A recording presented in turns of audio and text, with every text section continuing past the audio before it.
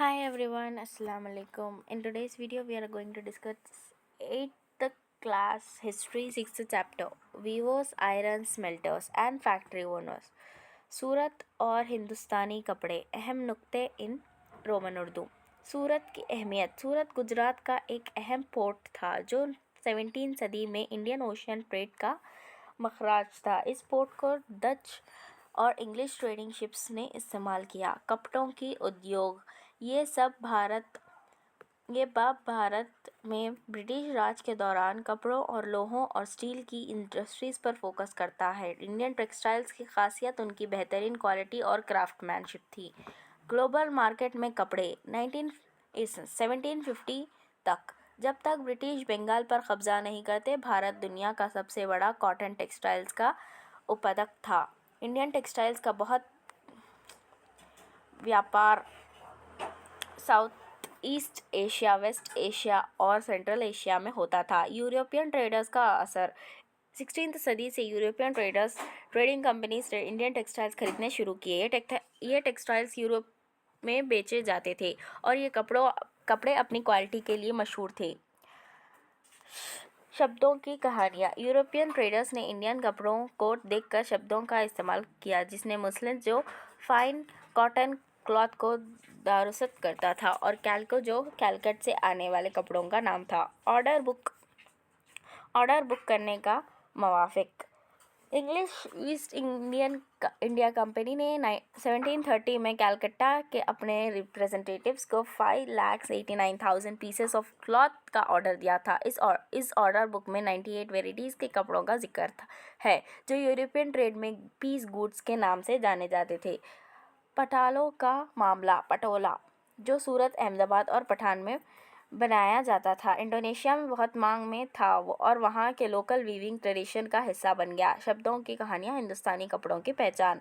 मुस्लिम European traders ने पहली दफ़ा फाइन कॉटन क्लॉथ को अरब मर्चेंट्स से मौसल, इराक में देखा। इस वजह से उन्होंने सभी फाइनली वोवन टेक्सटाइल्स को मुस्लिम कहने शुरू कर दिया जो आज तक मशहूर है।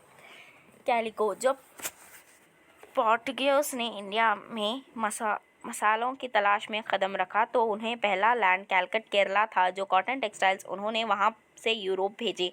उन्हें कैलको कहा गया जो कैलकट से डिराइव्ड है। बाद में कैलकियो की तरह के कॉटन टेक्सटाइल्स के आम नाम बनाया गया। वेस्टर्न मार्केट्स की पॉपुलैरिटी। इंडियन टेक्सटाइल्स की पॉपुलैरिटी का दुरुस्त करने के लिए बहुत से और शब्द हैं। ये शब्द वेस्टर्न बाज़ारों में इंडियन टेक्सटाइल्स की अहमियत को दुरुस्त करते हैं। ऑर्डर बुक का ज़रिया। इंग्लिश ईस्ट इंडिया कंपनी ने 1730 में अपने रिप्रेजेंटेटिव्स को कलकत्ता में 5 लाख 8 इस ऑर्डर में this we have read piece goods. ये कपड़े यूरोपियन ट्रेड में पीस गुड्स के नाम से जाने जाते थे जो आम तौर पर 20 यार्ड लंबे और 1 यार्ड चौड़े वुवन कोट्स पीसेस होते थे। कपड़ों के मुताबिक किस्म और उनका इतिहास। चिंस। इसका नाम हिंद शब्द चिंत से निकला है जो छोटी और रंगीन फूलों की डिज़ाइंस वाले कपड़े को दुरुस्त करता है। 1680s से शुरू होती है इंडियन कॉटन टेक्सटाइल्स की क्रेज़ जो इंग्लैंड और यूरोप में बहुत मशहूर हुई। खासकर इनकी खूबसूरती, फ्लोरल डिज़ाइंस, अच्छी टेक्सचर और कम कीमत की वजह इंग्लैंड के अमीर लोग सहमत रानी इंडियन फैब्रिक के कपड़े पहनते थे।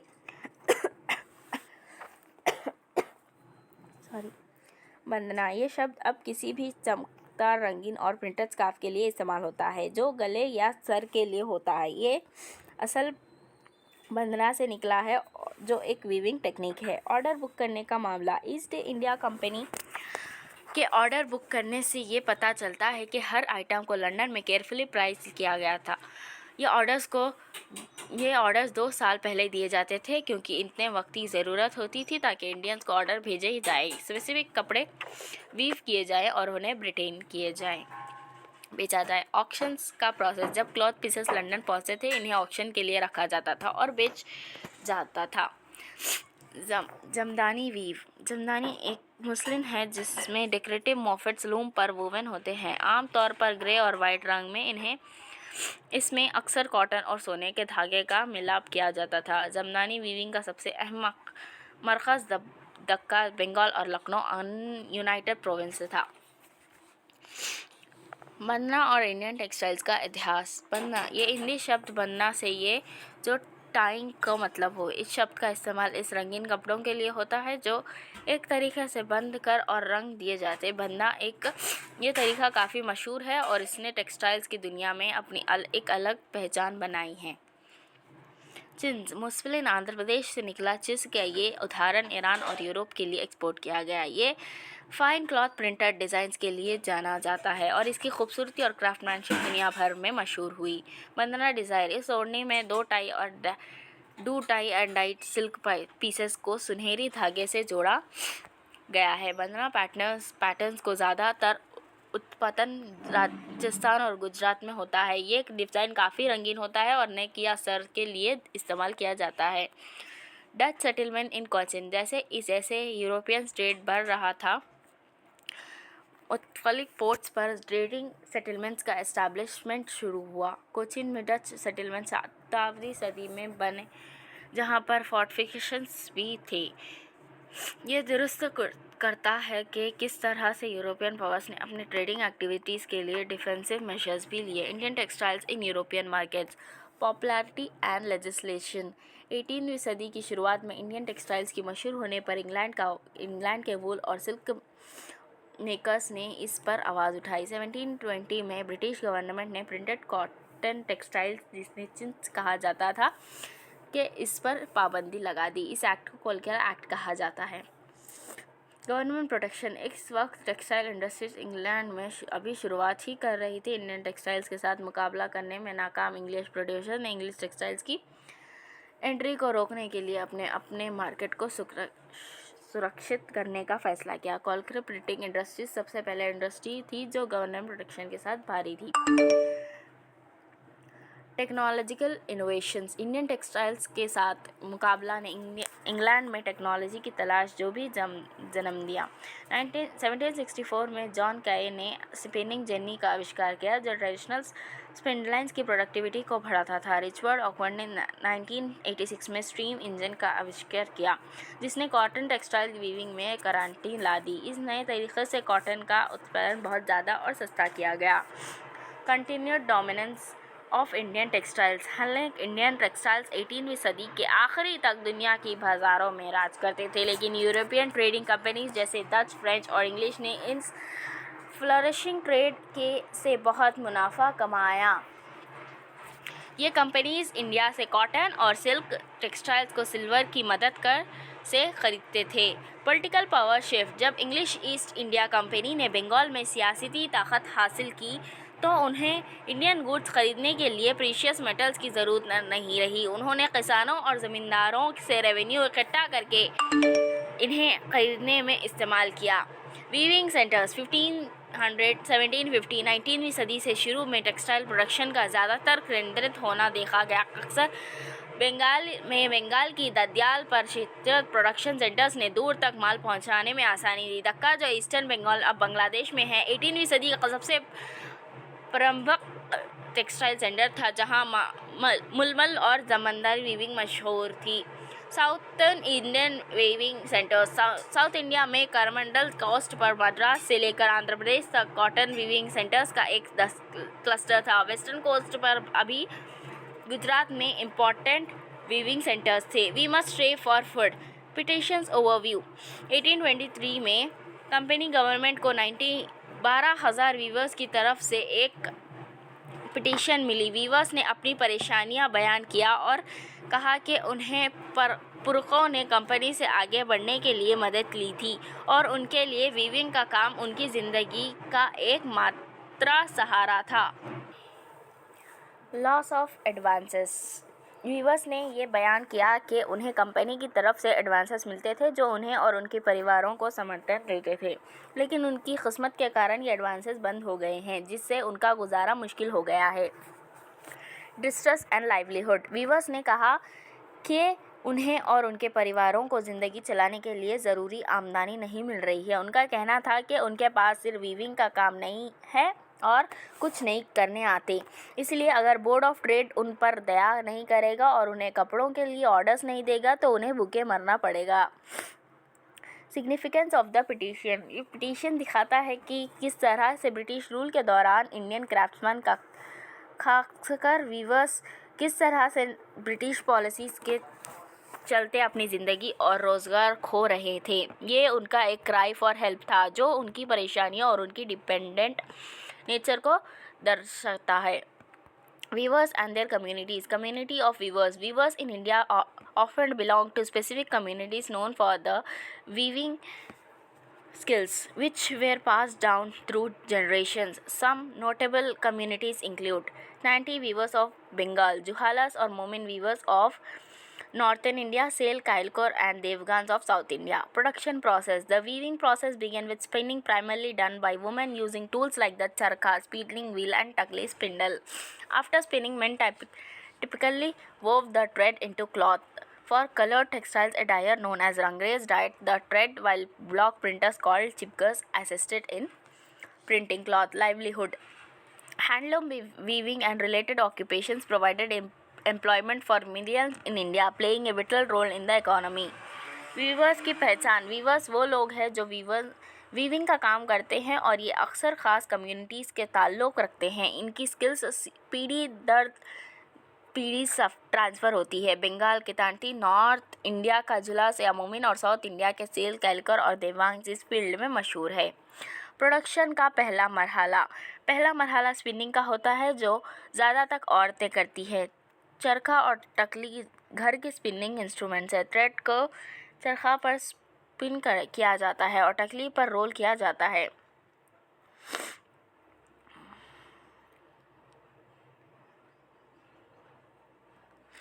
इंडियन टेक्सटाइल्स का डिक्लाइन। ब्रिटिश में कॉटन इंडस्ट्रीज़ के डेवलपमेंट में इंडियन टेक्सटाइल्स को बहुत नुकसान पहुंचाया। अब इंडियन टेक्सटाइल्स को ब्रिटिश टेक्सटाइल से कम्पीट करना पड़ा। बहुत ज़्यादा ड्यूटीज़ इंडियन टेक्सटाइल्स पर लगाई गई जो उनकी एक्सपोर्ट्स को मुश्किल बनाती थी। एम्प्लॉयमेंट्स का नुकसान। 19वीं सेंचुरी के शुरुआत में ब्रिटिश कॉटन टेक्सटाइल्स ने इंडियन गुड्स के उनके ट्रेडिशनल मार्केट से निकाल दिया। हज़ारों वीवर्स बेरोज़गार हो गए। ख़ास तौर पर बंगाल के वीवर्स सबसे ज़्यादा मुतासर हुए। गवर्नमेंट की इंडिफरेंस। वीवर्स ने गवर्नमेंट से मदद मांगी लेकिन उन्हें पिटीशंस के नज़रअंदाज किया गया। 1830s तक British cotton cloth Indian markets में बहुत ज़्यादा आया जिससे दो ताई है इंडियन लोगों को कॉटन कपड़े ब्रिटेन से बने। हैंडलूम वीविंग का मुस्तकबिल। हालांकि हैंडलूम वीविंग बिल्कुल ख़त्म नहीं हुई क्योंकि कुछ क्लोथ्स ऐसे हैं जो मशीन से नहीं बन सकते। ट्रेडिशनल वुवन पैटर्न्स और इंट्रिकेट बॉर्डर्स की डिमांड अब भी थी जो सिर्फ हैंडलूम से मिल सकती थी। सोलापुर और मथुरा का उलूम। शोलापुर वेस्टर्न इंडिया और मथुरा साउथर्न इंडिया में लेट 19वीं सेंचुरी में नए वीविंग सेंटर्स के तौर पर अहमियत हासिल की। महात्मा गांधी ने नेशनल मूवमेंट के दौरान इम्पोर्टेड टेक्सटाइल्स का बाइकआउट करने और हैंडवुमेन क्लॉथ इस्तेमाल करने की दावत दी। कड़ी ने नेशनलिज्म का सिंबल बनाया गया और चरखा इंडियन नेशनल कांग्रेस का ट्राई कलर फ्लैग में 1931 में रखा गया। वीवर्स और स्पिनर्स की हालत। बहुत से वीवर्स एग्रियन लेबर्स बन गए। कुछ ने शहरों की तरफ मिग्रेट की और कुछ ने अफ्रीका और साउथ अमेरिका में प्लांटेशंस में काम किया। कुछ हैंडलूम वीवर्स ने नए कॉटन मिल्स में भी काम हासिल किया जो मुंबई, अहमदाबाद, शोलापुर, नागपुर और कानपुर में कायम हुए। कॉटन मिल्स की तकरीब। पहले कॉटन मिल 1854 में बॉम्बे में कायम हुआ जो स्पिनिंग मिल था। बॉम्बे ने अर्ली 19वीं सेंचुरी में रॉ कॉटन का एक्सपोर्ट करने के लिए एक अहम पोर्ट की तौर पर तरक्की की। कॉटन टेक्सटाइल मिल्स के आसानी से रॉ मटेरियल्स की सप्लाई हासिल की क्योंकि यह वेस्टर्न इंडिया का वेस्ट ब्लैक सॉइल ट्रैक का करीब था। Factory workers. कॉटन फैक्ट्री के स्पिनिंग डिपार्टमेंट्स में ज़्यादातर औरतें काम करती थी जबकि वीविंग डिपार्टमेंट्स में अक्सर मर्द काम करते थे। Important points. 1900 तक बॉम्बे के मिल्स। 1900 तक बॉम्बे में 84 से ज़्यादा मिल्स काम कर रही थी। इनमें से अक्सर मिल्स परसी और गुजराती बिजनेसमैन ने कायम की थी जो चाइना के साथ ट्रेड से पैसा बनाए थे। दूसरे शहरों में मिल्स। अहमदाबाद में पहली मिल 1861 में शुरू हुई। कानपुर में एक मिल 1862 में कायम हुई। मज़दूरों की तलब। कॉटन मिल्स की तरक्की ने मज़दूरों की तलब बढ़ा दी, जिससे हजारों गरीब किसान, आर्टिसंस और एग्रीकल्चरल लेबरर्स शहरों की तरफ मिग्रेते हुए। टेक्सटाइल फैक्ट्री इंडस्ट्री के मसाइल। पहले कुछ दौर में इंडिया की टेक्सटाइल फैक्ट्री इंडस्ट्री ने कई मुश्किलात का सामना किया। ये ब्रिटिश से इंपोर्टेड चीप टेक्सटाइल से मुकाबला करने में मुख्तलिफ महसूस कर रही थी। अक्सर मुल्कों में सरकार ने इंडस्ट्रियलाइजेशन को सपोर्ट करने के लिए इंपोर्ट्स पर भारी ड्यूटीज लगाई, जो लोकल इंडस्ट्रीज को महफूज रखती थी। लेकिन ब्रिटिश कॉलोनियल गवर्नमेंट ने तो आमतौर पर लोकल इंडस्ट्रीज को ऐसे महफूज नहीं किया। पहला major development, cotton factory production का पहला मजदूर डेवलपमेंट। फर्स्ट वर्ल्ड वॉर के दौरान देखा गया, जब ब्रिटिश ने टेक्सटाइल इंपोर्ट्स कम हुए और इंडियन फैक्ट्रीज को मिलिट्री सप्लाईज के लिए कपड़ा उत्पादन करने के लिए कहा गया। वुड स्टील और टिप्पू सुल्तान का ताल्लुक। टिप्पू सुल्तान की तलाश। टिप्पू सुल्तान, जो 1979 में तक मैसूर पर राज करते रहे, ब्रिटिश के साथ 4 जंगें लड़ते रहे। उनके तलवार काफ़ी मशहूर है। वुड स्टील की खासियत। वुड स्टील एक हाई कार्बन स्टील है जो साउथ इंडिया में बनाया था। इसका तलवार का तीर अच्छा और तेज़ होता था। वुड स्टील की तजावीज़। फ्रांसिस बहुचन ने 1800 में वुड स्टील बनाने की टेक्निक का जिक्र किया। इसमें आयरन और चारकोल को छोटे क्ले पॉट्स में मिलाकर स्मेल्टिंग किया जाता था। कार्बन क्रिस्टल्स का असर। वुड स्टील का पैटर्न छोटे कार्बन क्रिस्टल्स की वजह से बनता था, जो तलवार को खूबसूरत और तेज़ बनाता था। यूरोपियन तजुर्बात। यूरोपियन साइंटिस्ट जैसे माइकल फैराडे ने वुड स्टील पर तजुर्बत की, लेकिन 19वीं सेंचुरी के दौरान ये टेक्निक ख़त्म हो गई। ब्रिटिश राज का असर। ब्रिटिश राज के दौरान इंडियन आयरन और स्टील इंडस्ट्री को नुकसान हुआ। इंपोर्ट्स ने लोकल क्राफ्ट्समैन की ज़रूरत को कम कर दिया। आयरन स्मेल्टिंग की कामयाबी। बिहार और सेंट्रल इंडिया में आयरन स्मेल्टिंग काम करता रहा, मगर ब्रिटिश फॉरेस्ट लॉ ने स्मेल्टर्स की ज़िंदगी मुश्किल कर दी। जंगल की बादशाहें। फॉरेस्ट लॉज ने स्मेल्टर्स को जंगल तक नहीं जाने दिया, जिसने उन्हें चारकोल और आयरन और मिलने में परेशानी हुई। हाई टैक्सेस का असर। फॉरेस्ट डिपार्टमेंट में फर्नेस करने पर उसने बहुत ज़्यादा टैक्सेस लिए, जो उनकी आमदनी को कम कर देते थे। इंपोर्टेड आयरन का असर। जैसे जैसे इंपोर्टेड आयरन का इस्तेमाल बढ़ा, लोकल स्मेल्टर्स की ज़रूरत कम होती गई, जिससे वो अपना काम छोड़ने पर मजबूर हुए। अगाराइज की हालत। अगाराइज, जो आयरन स्मेल्टिंग का काम करते थे, भूख और फसल की कमी की वजह से अपने गांव छोड़कर चले गए और अक्सर उन्होंने अपनी फर्नेसेस दोबारा नहीं चलाए। Important depots in Roman Urdu from the report of the geological survey of India on iron smelting. Iron smelting का वाइड स्प्रेड इंडस्ट्री। भारत में आयरन स्मेल्टिंग का काम एक वक्त पर बहुत ज़्यादा मशहूर था और हल जिला खासर, इंदुस, गंगस और ब्रह्मपुत्रा के दरियों का करीब सलख हिब्स दिखाई देते हैं। आसान रॉ मटेरियल्स का हासिल। प्रिव्ड आयरन स्मेल्टर्स का ओरे का काफ़ी आसान तौर पर हासिल होता था, जो यूरोपियन आयरन मास्टर्स के लिए खुद भी किस तरह से काबिल गुरूर नहीं होता। स्लैग हीप्स की मौजूदगी। हर इलाके में स्लैग हीप्स मौजूद है, जो इस बात का सबूत है कि इस काम को काफ़ी वक्त तक किया गया है। ओरे की सप्लाई। भारत में लोकल डिपॉजिट्स से आयरन ओरे की सप्लाई बहुत आसानी थी, जिससे लोकल स्मेल्टर्स को अपना काम करने में कोई मुश्किलात नहीं होती थी। यूरोपियन आयरन मास्टर्स का नज़ारा। European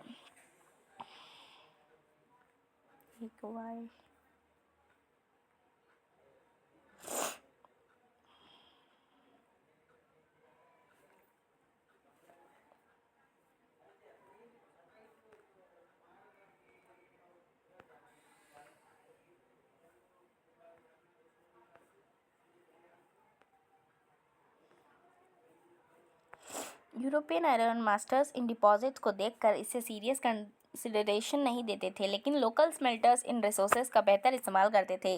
iron and steel factories in India. Iron ओरे की तलाश। Okay, this is completed.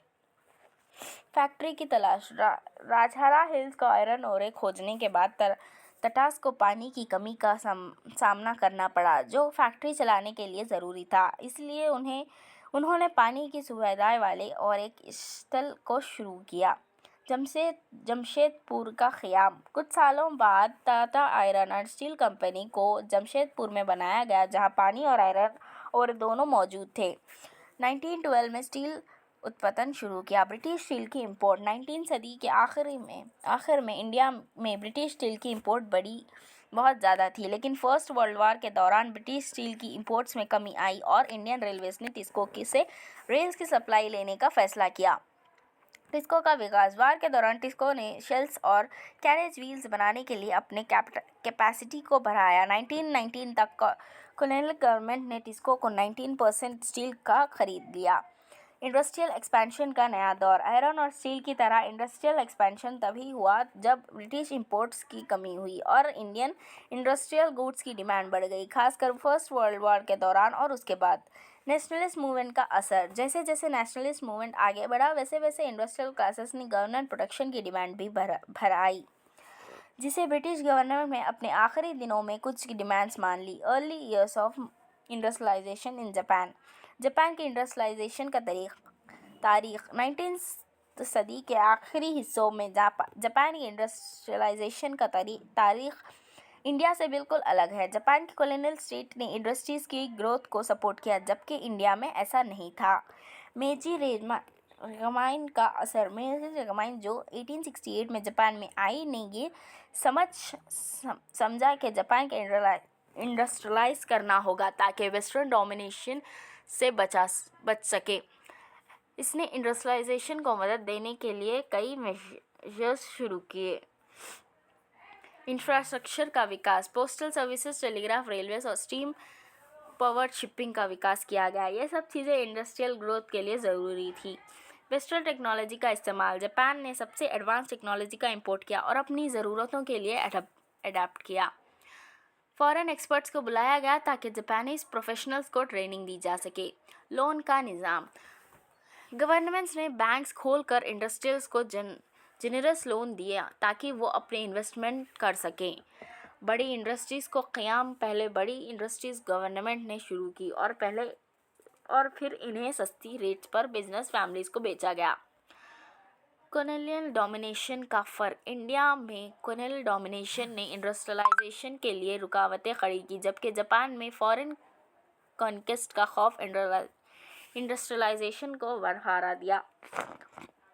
Military need से ताल्लुक़। जापान की इंडस्ट्रियल डेवलपमेंट शुरू से मिलिट्री नीड से जुड़ी रही, जो इसकी ग्रोथ का एक अहम पहलू था। हम आज की वीडियो में 8th क्लास का हिस्ट्री का 6th चैप्टर ख़त्म किया है और एक चैप्टर बाकी है, 7th chapter. Will see in the next video. If you enjoyed the video, please like, share, comment and subscribe to my channel Afreen Mahiri, and thanks for watching.